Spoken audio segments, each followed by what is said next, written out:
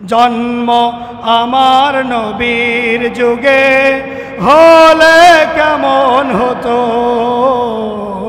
জন্ম আমার নবীর যুগে হলে কেমন হতো। এই জালেম আমাদের মাঝ থেকে বিদায় হয়ে চলে গিয়েছে।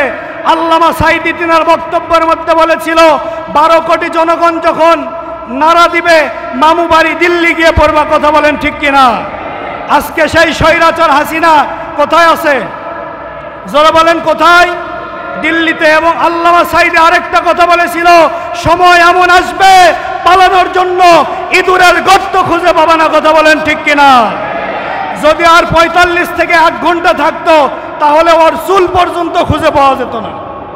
আলহামদুলিল্লাহ বাংলাদেশ স্বাধীন হয়েছে, আমরা নতুনভাবে স্বাধীনতা লাভ করেছি। এজন্য আল্লাহর দরবারে আরেকবার কালিমাতু শুকর আদায় করছি, বলি আলহামদুলিল্লাহ।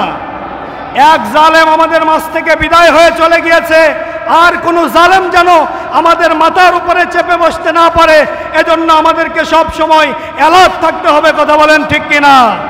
এই 15 বছর ধরে স্বৈরাচার হাসিনা সহ তার এমপি মন্ত্রীরা, প্রশাসনের লোকেরা উলামা একরামের উপরে যে জুলুম করেছে, মানুষের প্রতি যে নির্যাতন করেছে, আয়না ঘরে মানুষকে বছরের পর বছর বন্দি করে রেখে তাদের উপরে যে জুলুম করেছে, নিঃসন্দেহে ফেরাউনকেও সে হার বানাইছে। কথা বলেন ঠিক কিনা? এজন্য সম্মানিত উপস্থিতি, আমরা চাই আগামীর বাংলাদেশ হবে কোরআনের বাংলাদেশ, আগামীর বাংলাদেশ হবে আলেমদের বাংলাদেশ, আগামীর বাংলাদেশ হবে ইসলামের বাংলাদেশ। কথা বলেন ঠিক কিনা?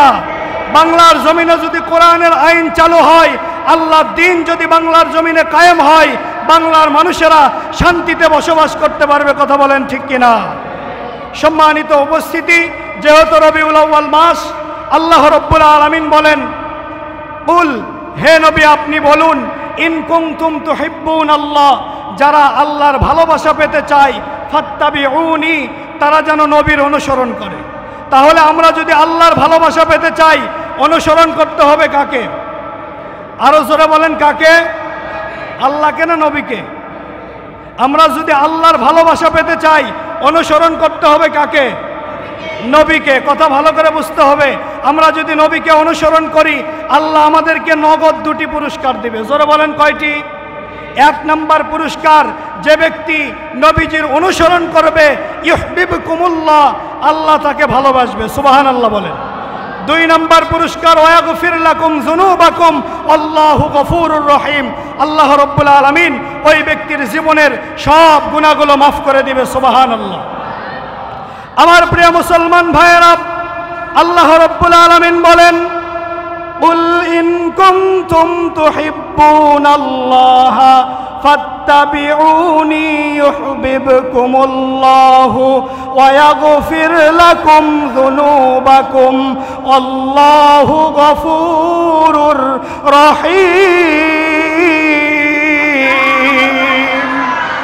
আল্লাহ রাব্বুল আলামিন বলেন, কুল, হে নবী আপনি বলুন, ইন কুনতুম তুহিব্বুনাল্লাহ, যারা আমি আল্লাহর ভালোবাসা পেতে চাই, ফাত্তাবিউনি, তারা যেন নবীকে অনুসরণ করে। ইয়া রাসূলুল্লাহ, ইয়া হাবিবাল্লাহ, যারা আপনাকে অনুসরণ করবে, আমি আল্লাহ রাব্বুল আলামিন তাদেরকে 2টি পুরস্কার দেব। 1 নম্বর পুরস্কার, আমি আল্লাহ তাদেরকে ভালোবাসবো। 2 নম্বর পুরস্কার, আমি আল্লাহ তাদের জীবনের সব গুনাহগুলো ঝরাইয়া দেব। আল্লাহর নবী বিশ্ব নবী বলেন, মান আহাব্বা সুন্নতি ফাকাদ আহাব্বানি, যে আমার সুন্নাতকে মহব্বত করলো, সে যেন আমি নবীকে মহব্বত করলো। আর যে ব্যক্তি আমি নবীকে মহব্বত করবে, সে আমি নবীর সঙ্গে আল্লাহর জান্নাতে থাকবে। আল্লাহর নবী বিশ্ব নবীর সুন্নতের মধ্যে গুরুত্বপূর্ণ একটা সুন্নাতের নাম হচ্ছে সালাম। জোরে বলেন কি? এজন্য আমরা মুসলমান, একজন মুসলমান আরেকজন মুসলমানের সঙ্গে সাক্ষাৎ হওয়ার সঙ্গে সঙ্গে সর্বপ্রথম আসসালামু আলাইকুম, তোমার উপরে শান্তি বর্ষিত হোক, এই কথা বলে সালাম দেওয়ার দরকার আছে না নাই? নিজের স্ত্রীকে সালাম দেওয়ার দরকার আছে না নাই? বাবাকে সালাম দেওয়ার দরকার আছে না নাই? মাকে সালাম দেওয়ার দরকার আছে না নাই? মুরব্বীদেরকে সালাম দেওয়ার দরকার আছে না নাই? ছোট বাচ্চাদেরকে সালাম দেওয়ার দরকার আছে না নাই? আল্লাহর নবী বিশ্ব নবীর স্ত্রী আম্মাজান আয়েশা রাদিয়াল্লাহু তাআলা আনহা বর্ণনা করেন, আল্লাহর নবী বিশ্ব নবী যখন বাহিরে যাইতেন, বাহিরে থেকে যখন বাসায় ফিরে আসতেন, আমি কোনোদিন আল্লাহর নবীকে আগে সালাম দিতে পারি নাই। আল্লাহু আকবার বলেন। নবীর স্ত্রী বলতেছে, নবী যখন বাহিরে থেকে বাসায় ফিরে আসতো, আমি কোনোদিন নবীকে আগে সালাম দিতে পারি নাই। তার মানে কে আগে সালাম দিত? যারা বলেন কে? হয়তো এখানে আমরা অনেকে আসি, বিয়ে করছি 20 বছর 30 বছর হয়ে গেছে, এখন পর্যন্ত বউকে একটা দিনও সালাম দেয়নি। এ কথা বলেন না কেন? বউকে সালাম দেওয়ার দরকার আছে না নাই? সালাম দিবেন, বউয়ের সাথে মহব্বত হবে, ভালোবাসা বৃদ্ধি হবে। কথা বলেন ঠিক কিনা? আম্মাজান আয়েশা রাদিয়াল্লাহু তাআলা আনহা বলেন, আল্লাহর নবী বিশ্ব নবী যখন বাহিরে থেকে বাসায় ফিরে আসতেন, আমি কোনোদিন আল্লাহর নবী বিশ্ব নবীকে আগে সালাম দিতে পারি নাই। আমি বলার আগেই আল্লাহর নবী বিশ্ব নবী আসসালামু আলাইকুম বলে আমাকে সালাম দিতেন। তাহলে আমার প্রিয় মুসলমান ভাইয়েরা, সালামের আমলটা করবো তো ইনশাল্লাহ? আজকে থেকে যুবকেরা মুরব্বীদেরকে সালাম দিব, মুরব্বীরা যুবকদেরকে সালাম দিব, ছোট বাচ্চাদেরকে সালাম দিব, বাড়িতে মা বাবা আছে মা বাবাকে সালাম দিব, খালি স্ত্রীকে দিব না, নাকি বলেন? স্ত্রীকেও সালাম দেওয়ার দরকার আছে না নাই? আল্লাহর নবী বিশ্ব নবী বলেন, আসসালামু ক্বাবলাল কালাম, কথা বলার পূর্বেই দিতে হবে সালাম। কথা বলার পূর্বে কি দিতে হবে? আমরা অনেক সময় ফোন রিসিভ করার পরে বলি হ্যালো আসসালামু আলাইকুম, বলি কি বলি না? আগে হ্যালো না আগে সালাম? তাহলে 1 নম্বর সুন্নাত হচ্ছে সালাম। 1 নম্বর সুন্নাত সালাম। বলেন আগে আগে সালাম দিব, বলেন আগে আগে সালাম দিব, বেশি বেশি সালাম দিব, বেশি বেশি সালাম দিব। 2 নম্বর সুন্নাতের নাম হচ্ছে দাড়ি। 2 নম্বর সুন্নাতের নাম কি বলেন? দাড়ি। নবীজি বলেছেন, তোমরা দাড়িকে লম্বা করো এবং মুছকে খাটো করো। কিন্তু আজকে আমাদের সমাজে অনেক মানুষ আছে, বুড়া হয়ে গেছে, 1 পা কবরে চলে গেছে, তারপরেও এখন পর্যন্ত শেভ করা সারে নাই। আছে না নাই? একদিন আপনার আমার মৃত্যু হয়ে যাবে, মসজিদের মাইকে এলান হবে, ইন্না লিল্লাহি ওয়া ইন্না ইলাইহি রাজিউন। কেউ কাটবে বাঁশ, কেউ খুঁড়বে কবর, ওই অন্ধকার কবরে রেখে আসার পরে কেউ নেবে না আপনার আমার খবর। কথা বলেন না কেন? ওই কবরে যাবে শুধু আপনার আমার ইমান আর আমল। ইমানটা যদি মজবুত হয়, আমলটা যদি সুন্দর হয়, কবরে রাখার সঙ্গে সঙ্গে ফেরেশতারা আপনার কবরে জান্নাতের বিছানা বিছায়া দিবে। বলেন সুবহানাল্লাহ। কবরকে প্রশস্ত করে দিবে। কিন্তু আপনাকে আমাকে যখন কবরে রেখে আসা হবে, কবরে রাখার পরে যদি মুখের মধ্যে দাড়ি না থাকে, যারা বলেন কি না থাকে? দাড়ি যদি না থাকে, ফেরেশতারা কাফনের কাপড় খোলার পরে যখন দেখবে যে মুখের মধ্যে কি নাই, যারা বলেন কি নাই, তাহলে ফেরেশতারা দেখার পরে চিনতে পারবে যে আপনি রসুলের উম্মত। কথা বলেন না কেন? কারণ যে ব্যক্তি রসুলের উম্মত, রসুলকে মহব্বত করে, এই কথা মনে প্রাণে বিশ্বাস করে, শুধু মুখে বলে না, সে ব্যক্তি কখনো ক্লিন শেভ আর ফোম শেভ করতে পারে না, দাড়ি কাটতে পারে না। কথা বলেন ঠিক কিনা? একটা করে দাড়িতে 70টা করে ফেরেশতা থাকে। কয়টা করে? এই ফেরেশতারা যদি আল্লাহর কাছে আপনার আমার বিরুদ্ধে মামলা দেয়, বলেন তো দেখি বাঁচার কোনো উপায় আছে ভাই? দাড়ি যারা কাটবে তাদের 3টা ক্ষতি হয়। যারা বলেন কয়টা?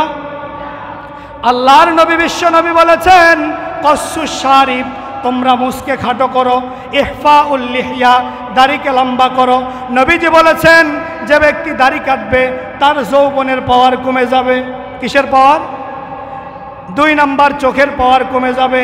আর 3 নাম্বার, যে ব্যক্তি ক্লিন শেভ করবে, ফোম শেভ করবে, দাড়ি কাটবে, ওই ব্যক্তি অল্প বয়সে মৃত্যুবরণ করবে। বলেন নাউজুবিল্লাহ। তাহলে দাড়ি কাটলে কয়টা ক্ষতি ভাই? 3টা। 1 নাম্বার যৌবনের পাওয়ার কমে যায়। কিসের পাওয়ার? যৌবনের। 2 নাম্বার চোখের পাওয়ার কমে যায়, দৃষ্টিশক্তি। আর 3 নাম্বার অল্প বয়সে কি হয়? মৃত্যু হয়। এজন্য আমরা দাড়ি নামক সুন্নতটা আমরা রাখার চেষ্টা করব। বলি ইনশাআল্লাহ। জন্ম আমার নবীর যুগে হলে কেমন হতো, সবাই জন্ম আমার নবীর যুগে হলে কেমন হতো, দুনয়নে রাসূল পাক দেখিলে কেমন হতো, জন্ম আমার নবীর যুগে হলে কেমন হতো। সবাই বলেন, বললে কি গুনাহ হবে? সবাই একটু বলেন। আসতো ভেসে হযরতে বেলালের মধুর আযান, যে আযানে ছিল এমন প্রেম মুগ্ধ রহমান। দয়াল নবীর পিছে নামাজ পড়লে কেমন হতো। জন্ম আমার নবীর যুগে হলে কেমন হতো।